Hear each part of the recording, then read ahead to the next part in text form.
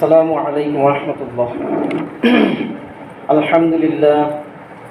আলহামদুলিল্লাহি রাব্বিল আলামিন ওয়াসসালাতু ওয়াসসালামু আলা আশরাফিল আমবিয়া ওয়াল মুরসালিন ওয়া আলা আলিহি ওয়া সাহবিহি আজমাইন। ফাকাদ ক্বালা আল্লাহু তাআলা ফিল কুরআনিল কারীম ওয়াল ফুরকানিল হামিদ। ফাআউযু বিল্লাহি মিনাশ শাইতানির রাজীম।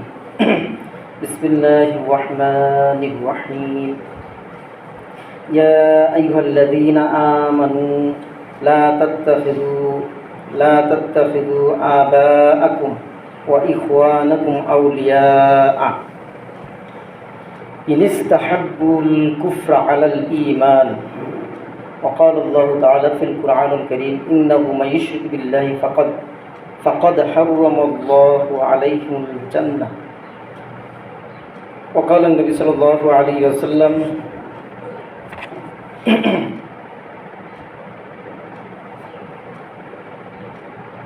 والذي نفس محمد صلى الله عليه وسلم بيده لا يسمع به أحد من هذه الأمة يهودي ولا نصراني ثم يموت ولم يؤمن بالذي أرسلت به لكان أصحاب النار. رواه مسلم. আল্লাহ তাআলা শুকর আদায় করি যে আল্লাহ তাআলা আপনাকে আমাকে আহাব্বুল বিলাদ ইলাল্লাহি মাসাজিদুহা, আল্লাহর প্রিয়তম স্থান, আল্লাহর পছন্দনীয় স্থান এর মধ্যে মসজিদে আল্লাহ তাআলা তৌফিকের কারণে আপনাকে আমাকে আসার তৌফিক এনায়েত করেছেন। সকলেই বলি আলহামদুলিল্লাহ। প্রিয় উপস্থিতি, আলোচনার করার মূল উদ্দেশ্য নয়, উদ্দেশ্য হলো কিছু বিষয় মাঝে মাঝে আল্লাহর কথা এবং নবীর আদর্শ শেয়ার করা। প্রিয় উপস্থিতি, আল্লাহ তাআলা আপনার সম্পর্কে, আমার সম্পর্কে, মানব জাতি সম্পর্কে কিয়ামতের আগ পর্যন্ত যত মানব জাতি জন্ম হবে, মুসলমান আসবে, তাদের উদ্দেশ্য করে আল্লাহ তাআলা বলেন, বিশেষত যারা ঈমানদার তাদের উদ্দেশ্য করে বলতেছেন, হে ঈমানদারেরা, হে বিশ্বাসীরা। সূরা তাওবায় রয়েছে 23 নং আয়াতে, যে হে ঈমানদারেরা, ইয়া আইয়ুহাল্লাযীনা আমানু, হে বিশ্বাসীরা, হে ঈমানদারেরা, লা তাত্তাখিযু আবাআকুম ওয়া ইখওয়ানাকুম, তোমরা গ্রহণ করবে না তাদের সাথে বন্ধুত্ব রূপে আন্তরিকতার সহিত, লা তাত্তাখিযু, তাদেরকে গ্রহণ করে নিবে না, খারা, যারা তোমাদের আব্বা আম্মা থাকা সত্ত্বেও, বাবা পিতৃ সম্পর্কিত যারা, ওয়াই ইখওয়ানাকুম, এবং তোমাদের সমতুল্য যারা, ভ্রাতৃত্ব সম্পর্ক যারা, তাদের মধ্যে কিসের কারণে? আউলিয়া, বন্ধুরূপে। ইনিস্তাহাব্বুল কুফরা, কুফুরের কারণে, মানে কাফেরের কারণে, কাফেরের আচরণের কারণে। অর্থাৎ একজন বিধর্মী মানুষ যদি হয়, ইসলাম ধর্ম ছাড়া, এদের নবজাতক সন্তান বা ছোটো থেকে নিয়ে বড় হওয়ার পরই, অর্থাৎ মা বাবা যদি থাকে, আত্মীয় স্বজন যদি থাকে, বন্ধু বান্ধব যদি থাকে, তাদের সাথে সুন্দর সৌজন্যমূলক ভালো ব্যবহার করতে হবে, শুধু কুফরের বিষয় ছাড়া। কুফর মানে কি? আল্লাহর সাথে যেগুলা শরীক করা হয়। আল্লাহ তাআলা সৃষ্টিকর্তা, আল্লাহ তাআলা রিজিকদাতা, আল্লাহ তাআলা ক্ষমতার মালিক, শান্তি দেওয়ার মালিক, রক্ষণাবেক্ষণকরণের মালিক, অর্থাৎ আল্লাহ তাআলার সাথে সামঞ্জস্য করা, সমতুল্য যেগুলা করে, সেগুলোর জন্য তাদের এই গ্রহণযোগ্য কথাও অমান্য করতে হবে। অর্থাৎ এগুলোর দ্বারা পাপ নেই। আল্লাহ তাআলা বলেন, হে ঈমানদারীরা, হে বিশ্বাসীরা, তোমরা গ্রহণ করবে না তোমাদের পিতৃ সমতুল্য দ্বারা, তারা ওয়াই ইখওয়ানাকুম, তোমাদের ভ্রাতৃত্বগণ যারা, তারা আউলিয়া, বন্ধুরূপে, অর্থাৎ আন্তরিকতার সহিত গভীর বন্ধু, ঘনিষ্ঠ বন্ধু, ক্লোজ বন্ধু, তাদেরকে গ্রহণ করা যাবে না।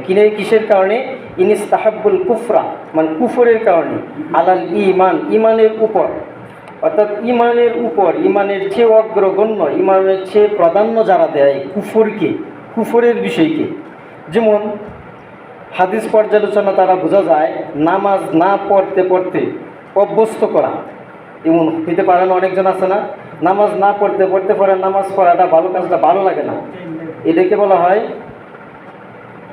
আচ্ছাদিত করছে আল্লাহ তাআলা। ওয়া সাওয়াউন আলাইহিম আনজারতাহুম আম লাম তুনজিরহুম, সূরা বাকারায় রয়েছে তাদেরকে আপনি ভয় প্রদর্শন করেন, অসাওয়াউন সমান, আলাইহিম আনজারতুম আম লাম তুনজিরহুম, তাদেরকে আপনি সতর্ক এবং ভয় প্রদর্শন না করেন, অর্থাৎ দুইটাই সমান, তারা লাই মিলুন, প্রকৃতপক্ষে আল্লাহর প্রতি বিশ্বাস করবে না। কারণ কি? খতমাল্লাহু আলা কুলুবিহিম, আল্লাহ বলতেছেন এটা দুষ্নিজের কারণে। খতমাল্লাহু আলা কুলুবিহিম, তাদের অন্তরটার উপর আমি আল্লাহ তাআলা সিলমোহর দিয়েছেন, এটাকে বলা আচ্ছাদিত আবরণ। সেটার দোষ নিজের কারণে, অর্থাৎ অন্যায় করতে করতে ভালো কাজ তার কাছে আর কখনো ভালো হবে না, অন্যায়টাকেই সাদরে গ্রহণ করে নিবে। প্রিয় উপস্থিতি, এই জন্য আল্লাহর দোষ নেই। বলেন কার দোষ নেই? দোষ নিজে। আল্লাহ তাআলা সুস্থ দিয়েছেন, মস্তিষ্ক দিয়েছেন, দেহ দিয়েছেন, সেটার দ্বারা কী করলে কি হবে, কোনটা করলে ভালো হবে, কোনটা করলে মন্দ হবে, খারাপ হবে, এই বুঝটা আল্লাহ তাআলা একজন সুস্থ সবল মানুষের দিয়ে থাকেন। তাহলে আমি নামাজ পড়ি না, আল্লাহ আমাকে পড়াইলেন না নামাজটা, এই কথা বলার সুযোগ নাই। আমি জানি আগুন ধরার পরে আঙ্গুলে হাত দিলে, জাপ দিলে পূর্ব নিশ্চিত। সুসাইড যারা করে নিশ্চিত জানবে মরবে, এই জন্যই সুসাইড করে, ঠিক না? এই জন্য আল্লাহকে দোষ দেওয়া যাবে না যে আল্লাহ মারাছেন। আল্লাহ বুদ্ধি দিয়েছেন, মৃত্যু যখন হবে ইয়ার পূর্বে আল্লাহ তাআলা ফেরেশতা পাঠান। ফেরেশতার নাম কি? আজরাইল। ফেরেশতার নাম কি? আজরাইলের কাজগুলো জানটা নিয়ে নেওয়া। কিন্তু সুসাইড করার কারণে এটার শাস্তি ভোগ করতে হবে। প্রিয় উপস্থিতি, তো আল্লাহ তাআলা বলতেছেন কুফরের কারণে তাদের যে বিষয়াদি ইমানের সাথে সাংঘর্ষিক, আলাল ইমান, ইমানের উপর অগ্রগণ্য করা যাবে না, এটা করা যাবে না। ওমান ইয়াতাওয়াল্লাহু মিনহুম ফাউলাইকা হুমুজ জালিমুন, এই সকল লোক হলো অত্যাচারী, জালেম, প্রকৃতপক্ষে জালেম কারা? অত্যাচার কারা? বলা হয়েছে যেটা আপনার আমার উপর আইন প্রয়োগ নয়, খারাপি করা যায় না, অন্যায়মূলক কাজ করা যায় না, কষ্ট দেওয়া যাবে না, সেইটা যে করে এটা কি জুলুম বলা হয়, অত্যাচার। প্রিয় উপস্থিতি, আল্লাহ তাআলা কোরআন কারীমের আরেক জায়গায় বলেন উনি একজন ভালো লোক ছিলেন, নেক আমলদার, পুণ্যবান বান্দা, কিন্তু নবী ছিলেন না। নাম হল লুকমান, অনেকজনই জানি। বলেন নামটা কি? লুকমান আলাইহিস সালাম। উনি একজন আবদান সালিয়ান, পুণ্যবান বান্দা ছিলেন। উনার নামে কোরআনে একটি সূরা দিয়েছিলেন। উনার সম্পর্কে বলা হয়েছে উনার দেহ অবয়ব গঠন কত সৌন্দর্য ছিল না, কিন্তু আল্লাহ তাআলা পছন্দ করে নিয়েছেন তার ব্যবহার, আচার ব্যবহার, কথাবার্তা, এমনকি কোরআনের আয়াত বানিয়ে দিয়েছেন। সুবহানাল্লাহ। উনি নবী ছিলেন না। বলেন কি ছিলেন না? আবদান সালিয়ান, পুণ্যবান বান্দা। এই লুকমান আলাইহিস সালাম উনি অনেকটি উপদেশ দিয়েছেন। একটা উপদেশ ছেলেকে বলতেছেন, আল্লাহ তাআলা বলেন, কোরআনে বর্ণনা করেছেন, নবীকে জানিয়েছেন, ওয়াইদ ক্বালা লুকমান লিইবনিহি ওয়া হুয়া ইয়াইদুহু ইয়া বুনাইয়া লা তুশরিক বিল্লাহ ইন্নাশ শিরকা লা যুলমুন আযীম। অত্যাচারের মধ্যে সর্বশ্রেষ্ঠ অত্যাচার যারা, মানে আল্লাহর উপরেও মানুষ অত্যাচার করে, নাউযুবিল্লাহ, সেটা কি? শিরক করা। বলেন কি করা? শিরক করা। তাহলে শিরক করা করলে সেটা অত্যাচার কি মনে হয়? যে আমরা জানি প্রকৃতপক্ষে মুসলমান আমরা যারা, মুমিন যারা, যে প্রকৃতপক্ষে কল্যাণের অধিকারী, শান্তি দেওয়ার মালিক মূলত আল্লাহ। বলেন কে? কল্যাণ দেওয়ার মালিক আল্লাহ। কিন্তু মানুষ কোনো বস্তুরে মনে করে, কোনো জাতরে মনে করে, কোনো মাধ্যমকে মনে করে, এমনকি কোনো দিবসকে মনে করে, সেটা আল্লাহর মতো সামঞ্জস্য হওয়ার কারণে শিরক হয়ে যায়। বলেন কি হয়ে যায়? শিরক হয়ে যায়। প্রিয় উপস্থিতি, মুহতারাম হাজিরিন, আল্লাহ তাআলা কোরআন কারীমের সূরাতুন নজমে বলেন মানুষ যে করবেন, এই জন্য আল্লাহ আগেই বলে দিয়েছেন। আল্লাহ জানেন কোন সময় মানুষ কি হবে, কিয়ামতের আগেও মানুষ কি হবে আল্লাহ জানেন না? অবশ্যই জানেন। এই জন্য বর্ণনা করেছেন, বলা হয়েছে কোরআনটা হলো সর্বকালের জন্য, সর্বসময়ের জন্য, সব যুগের জন্য আদর্শ। আল্লাহ রাসূলের জীবন আদর্শ, কোরআন কারীমের নীতি নির্দেশনা আদর্শ, আল্লাহ তাআলার হুকুম। প্রিয় উপস্থিতি, আল্লাহ তাআলা বলেন সূরাতুন নজমে, মানুষ চাইতেছে ভালো হবে, মঙ্গল হবে, কামনা করতেছে, কিন্তু প্রকৃতপক্ষেই চাইলেই হবে না, বরং আমি আল্লাহ তাআলা যদি চাই তাইলেই হবে। বলি না সুবহানাল্লাহ। সূরাত নজমের আয়াত 53 নং সূরা, আল্লাহ বলেন যে আমলিল ইনসানি মা তামান্না। ইনসান মানে মানুষ, মানুষ যা চায়, টাকা পয়সার বিনিময়ে হোক, কোনো কাজের বিনিময়ে হোক, সব কিছুই পাবে না। টাকা পয়সা হইলেই কি সব কিছু পাওয়া যায়? সম্পদ হইলেই কি সব কিছু পাওয়া যায়? পাওয়া যায় না। অর্থাৎ আল্লাহ এটার বলতেছেন মানুষ যা চায় প্রকৃতপক্ষে সবই পাবে না। সাজ্জাদ জান্নাতের বর্ণনা শোনার পরে দুনিয়াতে জান্নাত বানিয়েছিল, কিন্তু জান্নাতে ভোগ করতে পারছিল। আর যদি সে এটা এই বাসভবনে চলেও যাইতো, তাহলে প্রকৃতপক্ষে জান্নাতের যে স্বাদ, জান্নাতের যে আরাম, আয়েশ, সেটা কি ভোগ করতে বুক করার বিষয় ছিল, বিষয়টা এমন, কিন্তু সে জেনে জেনে অনেক অবয়ব সে বানায় নিচ্ছে কাল্পনিকভাবে, এমনকি বাস্তবিকই সে বানাইছিল। কিন্তু আল্লাহ তাআলা এই সাজ্জাদকে সেই বাসভবনে যখন ডুববে প্রসাদে, এর পূর্বে আজরাইলকে পাঠাইলেন মানুষের রূপধারী। হে সাজ্জাদ, তুমি কোথায় যাচ্ছ? তুমি আমার সামনে কেন, একটু সরো, আমি অনেক ব্যস্ত, আমি সেখানে ঢুকবো, অনেক কষ্ট করে বানাইলাম। বলতেছে আমার পরিচয় জানো আমি কে? বলতেছে আমি হইলাম মালাকুল মউত আজরাইল। সুবহানাল্লাহ। এই সাজ্জাদ বুক করতে পারে নাই, এক পা ছিল তার উপরে, ঘোড়ার উপরে, আরেক পা ছিল নিচে, অর্থাৎ নামারও সুযোগ হয় নাই। আল্লাহ তাআলা তার ফেরেশতার মাধ্যমে তার জানটা নিয়ে নিলেন। তাইলে মানুষ যা চায় তাই কি হবে? আল্লাহ বলেন ফালিল্লাহিল আখিরাতু ওয়াল উলা, কোরআনের আয়াত। আল্লাহ বলেন পূর্ববর্তী এবং পরবর্তী আমি আল্লাহ তাআলা চাইলেই, মূলত আমি আল্লাহ তাআলার কল্যাণ আমার কুদরতি হাতে। সুবহানাল্লাহ। আমরা মনে করি আল্লাহ দেখতেছেন, হ্যাঁ, তবে এই দেখাটাকে বলা হয় কুদরতি চোখ। বলে কি চোখ? সামিউন বাসির, আল্লাহ সবই দেখেন, আল্লাহ সবই শুনেন, আল্লাহ সবই প্রত্যক্ষদর্শী। প্রিয় উপস্থিতি, তাইলে কোরআন কারিমের আয়াত দ্বারা আপনাদেরকে যেটা বুঝাতে চাচ্ছি সেটা হলো শিরকের বিষয়। আল্লাহ তাআলা বলেন ফাস্তানিবুর রিজ্জা, কোরআনের আয়াত সূরাতুল হজ্জে, যে তোমরা অপবিত্র যেটা মূর্তি, মিনাল আওসানি, অপবিত্র মূর্তি যেটা, সেটা মূলত অপবিত্র, সেটা থেকে বেঁচে থাকো। তাহলে আমরা তো বেঁচেই থাকি, আমরা কোনো সময় তো মূর্তির কাছে গিয়ে পূজা দিই না, অর্থাৎ ভক্তি দেই না, মাথা নত করি না, করি? হাদিসে আসছে যে একজন মানুষের যদি মাথা নত করার হুকুম থাকতো মানুষের কাছে, তাইলে ওয়াইফদেরকে, যারা স্ত্রী, এদেরকে হুকুম করা হইতো তাদের স্বামীদের পায়ের নিচে যেন মাথা নত করে সেজদা করে। সুবহানাল্লাহ। অর্থাৎ সেজদা করার হুকুম শুধু আল্লাহর কুদরতি পায়। বলেন কার কুদরতি পায়? আল্লাহ। তাইলে স্বামীর কথা কেন বলা হয়েছে? হাদিসে নবী বলছেন এই জন্য যে মানে গুরুত্ব, স্বামীর গুরুত্ব কতটুকু। প্রিয় উপস্থিতি, তো সেজদা দেওয়ার আমার আপনার এই কপালটা মূলত আল্লাহর কুদরতি পায়েই দিতে হবে। আল্লাহ তৌফিক দান করুক। বলেন আমি। আল্লাহ বলেন ওয়াস্তানিবু কাউলা জুরি, যেমনিভাবে মূর্তি বোঝা অপবিত্রতাকে তোমরা বেঁচে থাকবা, তদ্রূপভাবে মিথ্যা কথা থেকেও বেঁচে থাকবা। পারি না, অনেক সম্ভব হয়, কষ্ট সুলভ ব্যবহার হয়, হ্যাঁ, জীবন গেলে গাও পারতেছি না, অর্থাৎ অনেক বাধা বিপত্তির সম্মুখীন হইতেছি। প্রিয় উপস্থিতি, এমন আল্লাহ আলোক রয়েছে, হ্যাঁ, বিশেষ যত ধরনের সমস্যা হোক না কেন সত্য কথা বলি, এমন আছে না? অর্থাৎ সত্য মুক্তি দেয়। প্রিয় উপস্থিতি, তবে বিশেষ কারণবশত নবীর হাদিসে রয়েছে 3 জায়গায় মিথ্যা কথা বলা যায়। বলেন কয় জায়গায়? অনেকজনে জানি, অনেকজনে জানি না। হাদিসে রয়েছে 3 জায়গার মধ্যে এক জায়গায় হলো নিজের ওয়াইফের কাছে সমাধানের ক্ষেত্রে, আরেক জায়গায় হইল বিচারকের, যিনি বিচারক, এই কথাটা বলার পরে সমাধান হয়ে যাবে, গণ্ডগোল হবে না, মিথ্যা কথা বলা যায়। আরেকটা হলো যুদ্ধের ক্ষেত্রে, যে যুদ্ধের এই কথার দ্বারা, এই কথা একটা কথার দ্বারাই, একটা বাক্যর দ্বারাই বিশৃঙ্খলা হবে না, প্রয়োজনে ইসলামের আরো যুদ্ধারা অগ্রগণী হবে, অর্থাৎ ইসলামের বিজয় হবে, সেই ক্ষেত্রে ইয়া ছাড়া মিথ্যা কথা বলা যাবে। আপনি বলেছেন মেশকাতে হাসি হয়েছে। প্রিয় উপস্থিতি, তাইলে আমার অভ্যস্ত যদি হয়ে যায়, সুযোগ পাইলেই মিথ্যা কথা বলা, বেশি বেশি যদি আমার সিরিয়াল হয়, সকাল থেকে নিয়ে সন্ধ্যা পর্যন্ত, দিন ও রাত্র থেকে, আমি নিজের চিন্তা করি যে আমার কতগুলো মিথ্যা কথা আছে। নই বলেন ইদা হাদ্দাসা কাযাবা, সহিহ বুখারীর হাদিস, কথা বললে মিথ্যা কথা এসে যায়, এটা মুনাফিকের আলামত। বলেন কিসের আলামত?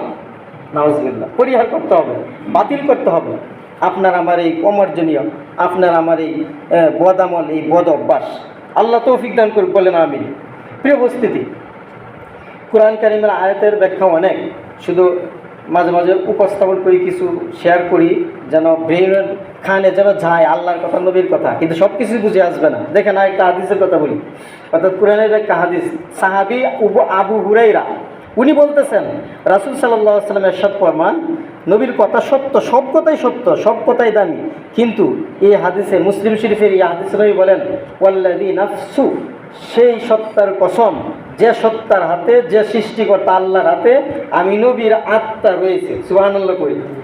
মুহাম্মাদিন সাল্লাল্লাহু আলাইহি ওয়াসাল্লাম লা ইয়াসমাউ বি আহাদুন ওয়া লা ইয়াসমাউ বি আহাদুন বিয়াদিহি ওয়ালা ইয়াহদিউন ওয়ালা লা ইয়াসমাউ বি আহাদুন বি ওয়ালা নাসরানিউন ওয়ালা ইয়াহুদি ওয়ালা নাসরান সুম্মা ইয়ামুতু ওয়ালা ইউকমান বিল্লাযী উরসিলতু বিল ইল্লা কানা সাবিন নার। নবী বলেন আমি যে রিসালাতের আমি যে নবী, রিসালাতের যে দায়িত্বটা আল্লাহ দিয়েছেন, যে সত্য কথা মানতে হবে, সঠিক পথে আসতে হবে, আল্লাহর রেজামন্দি হাসিলের জন্য ভালো কাজ করতে হবে, নামাজ পড়তে হবে, রোজা রাখতে হবে, হজ করতে হবে, জাকাত দিতে হবে, ভালো পূর্ণ কাজগুলো করতে হবে, অন্যায় যতগুলা কাজ রয়েছে আল্লাহর নিষেধগুলা, সেগুলা মানতে হবে, বর্জন করতে হবে। অর্থাৎ এগুলা যে ব্যক্তি মানলো না আমি নবীকে আল্লাহ তাআলা নবী হিসাবে পাঠিয়েছেন, সে ইহুদি হয়ে মারা গেল, সে নাসারা হয়ে মারা গেল, সে মুসলমান না হইয়া অন্য ধর্মাবলম্বী হয়ে মারা গেল, নবী বলেন ইল্লা কানা মিন আসহাবিন নার, সে জাহান্নামের অগ্নি ছাড়া আর কোথাও প্রবেশ করবে না। নাউজুবিল্লাহ পড়ি। প্রিয় উপস্থিতি, তাইলে বোঝা গেল মুসলমান না হওয়া ছাড়া মৃত্যুবরণ করাটা অত্যন্ত ভয়াবহ হয়ে যাবে, অত্যন্ত কঠিন হয়ে যাবে, অত্যন্ত কষ্টকর হয়ে যাবে। নবী বলেন যে আমরাও বিশ্বাস করি একজন কাফের যদি, বেদুইন যদি, মুসলমান ছাড়া অন্য ধর্মের লোক যদি কালিমাটা পড়ে, বলুন না আমার সাথে, লা ইলাহা ইল্লাল্লাহ মুহাম্মাদুর রাসূলুল্লাহ সাল্লাল্লাহু আলাইহি সাল্লাম, একজন বেদুইন যদি, আমার ক্ষেত্রে না, আমি যে আপনার যে মুসলমানের ক্ষেত্রে না, যদি বেদুইন পড়ে এই কালিমা পড়ার দ্বারাই, বিশ্বাস করার দ্বারাই তার মধ্যে আর কোনো গুনাহ থাকে না, আল্লাহ নিষ্পাপ বানিয়ে দেয়। সুবহানাল্লাহ। আর আমাদের ক্ষেত্রে প্রযোজ্য হলো, আমাদের ক্ষেত্রে ফজিলত হলো কালিমা পড়ার দ্বারাই ঈমান মজবুত হয়। বলেন কি হয়? মানে যে ব্যক্তি কালিমা পড়ে বেশি বেশি, হাদিসে রয়েছে যে জিকির যা করি আমরা, এর মধ্যে জিকির শ্রেষ্ঠ স্থান হলো এটা জিকির পড়া, লা ইলাহা ইল্লাল্লাহ। হ্যাঁ, আল ইমান সাবুন সাবুনা, আল ইমান সাবুন, আল ইমান সাবুন, এই 70টির ঊর্ধ্বে শাখা প্রশাখার মধ্যে একটা যে রয়েছে আফদালুহা, এটা হলো লা ইলাহা ইল্লাল্লাহ মুহাম্মাদুর রাসূলুল্লাহ। আমি তাসবিহ করি লা ইলাহা ইল্লাল্লাহ, লা ইলাহা ইল্লাল্লাহ, মাঝে মাঝে অর্থাৎ 33 বা 100 বার যেভাবে পড়েন, অর্থাৎ প্রথমবারে আমি পড়ে নিলাম লা ইলাহা ইল্লাল্লাহ মুহাম্মাদুর রাসূলুল্লাহ, একবার হলো পড়া বাধ্যতামূলক। নবীর নামে দুরূদ, বলেন কার নামে দুরূদ?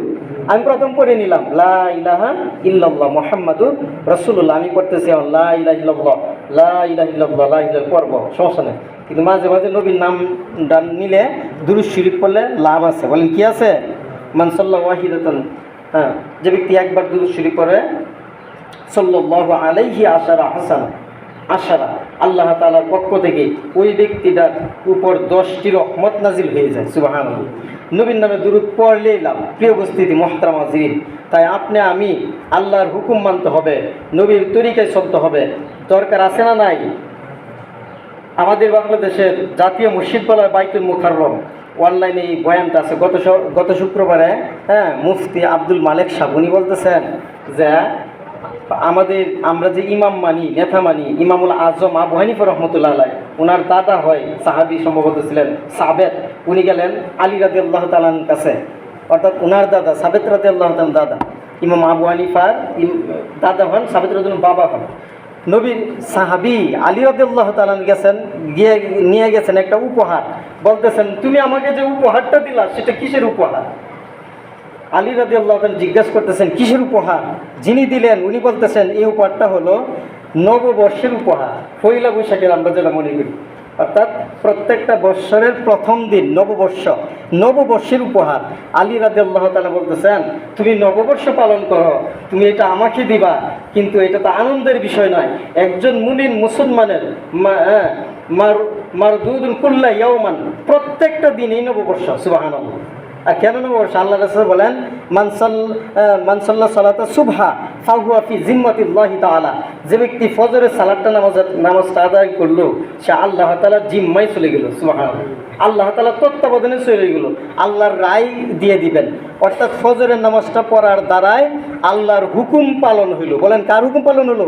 আকিমুস সালাত লিদুলুকিশ শামস, আল্লাহ বলতেছেন সূর্য ঢলার পর থেকে, সূর্য উদয় থেকে সূর্যাস্ত পর্যন্ত নামাজ কায়েমের কথা বলেছে, আকিমুস সালাত। তাইলে আমি ফজরের সালাতটা যে পড়লাম, আল্লাহর হুকুম পালন করলাম, নবীর অনুসরণ যদি করা হয়, সুন্নাহ অনুযায়ী আমল করা হয়, তাহলে আমার মধ্যে উৎফুল্ল থাকবে, আনন্দ থাকবে, উচ্ছ্বাস থাকবে, থাকবে না? থাকবে না? যিনি নামাজ পড়ে না তার তো কোনো আসে যায় না, তার আনন্দ কি কষ্ট কি বোঝা যাবে না। যিনি 5 ওয়াক্ত নামাজি, 5 ওয়াক্ত নামাজ যিনি পাবন্দি করে, গুরুত্ব দেয়, ওই ব্যক্তি 1 ওয়াক্ত নামাজ ছাড়া থাকতে পারবে না। পারবে? ইয়াশার নামাজ ছাড়া থাকতে পারবে, যত সমস্যাই হোক সে নামাজটা যত সমস্যা হোক চেষ্টা করবে আপাতত নামাজটা ফরজটা পইরা, হ্যাঁ, ঘুমাইয়া পড়ি, এমনও হবে হবে অনেক সময় এমন হয় অনেকজনই আর পড়তে পারতেছে না, আপাতত ফরজটাই পড়িনি। বিশেষ করে আমরাও তো অনেকজনকে বলি যেহেতু নামাজ পড়তেই আসে না কষ্ট, সাধারণত করে দাওয়াত দেয় আর ফরজটা পড়ে, বলেন কি পড়ে? প্রিয় উপস্থিতি, তাহলে নামাজ ছাড়া থাকতে পারবে না। তাহলে নববর্ষ পালন করার বিষয় নয়, এটা আমাদের শিক্ষা নিয়ে আছে যে একটা বছর আমার কাছ থেকে যে চলে গেল, এই একটা বছর আমার কি আমল ছিল, কি আমল ছিল, ভালো আমল ছিল, কি বদ আমল ছিল আমার কাছ থেকে। অর্থাৎ আজকে যদি আমার কাছ থেকে যে বছরটা চলে গেল, আমার হায়াত বাড়লো না, আমার হায়াত মূলত কমে গেল, বলেন কি গেল? আজকের দিনটাতে চলে গেছে। আল্লাহ যদি আপনাকে আমাকে যে হায়াতটা দিয়েছেন, এই হায়াত থেকে বড় হইতেছি, আমার বয়স বৃদ্ধি হইতেছে না কমতেছে? হ্যাঁ, বুঝা যাইতেছে আমার বয়স বেশি, কিন্তু মূলত কমতেছে প্রতিদিন। কারণ আল্লাহর পক্ষ থেকে তো বয়স তো নির্ধারিত, নির্ধারিত না? আপনি কত দিন পর্যন্ত বাঁচবেন, দুনিয়াতে কতদিন পর্যন্ত রিজিক পাবেন, আল্লাহর পক্ষ থেকে নির্ধারিত। নির্ধারিত বয়স থেকে একদিন একদিন কমতেছে, তাহলে এই দিনটা আমি পাবো না, পাবো? তাহলে এইটার বিষয় হলো আফসোসের বিষয়, আপনার আমার অনুশোচনার বিষয়, আপনার আমার তওবার বিষয়।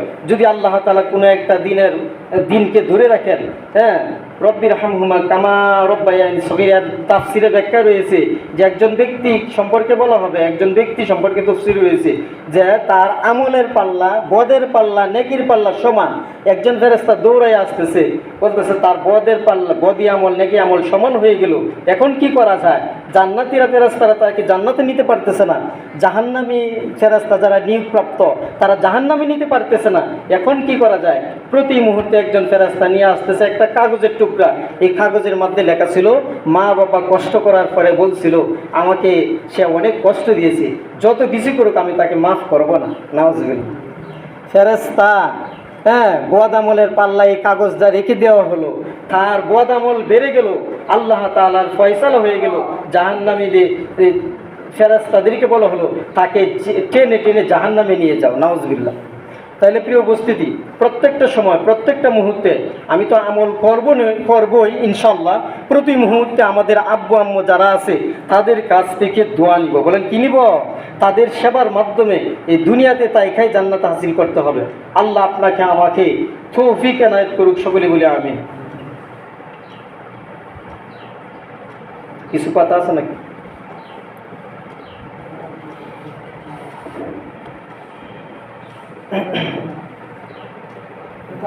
একটু কথা বলি, আমি